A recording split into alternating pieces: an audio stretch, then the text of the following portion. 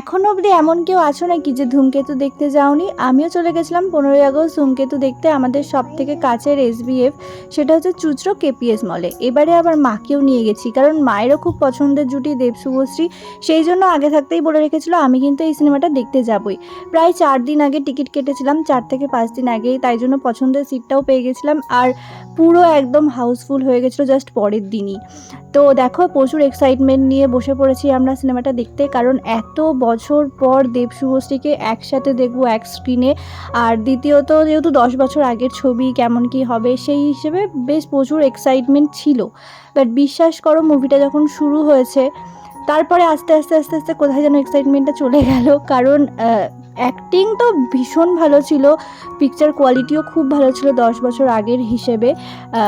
কিন্তু মুভিটা আমার সেরকম একটা খুব ভালো লাগেনি। মানে এমনি স্টোরিটা একটু অন্যরকম, একটু ইমোশনাল। আমি অনেকবার কেঁদেওছি, আমার বোনও কেঁদেছে। আমি এমনিও ছোটোখাটো কিছু স্যাড সিন দেখলেও কাঁদি। যাই হোক, এমনি ইমোশনাল ছিল বা একটা ভালো বেশ স্টোরি ছিল অন্যরকম।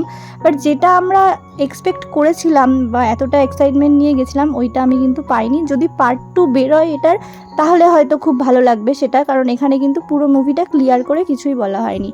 তোমাদের কার কেমন লাগলো অবশ্যই জানিও। তো ওখান থেকে বেরিয়ে আমরা একটু বিশালে ঢুকেছিলাম বাড়ির কিছু জিনিসপত্র কিনতে।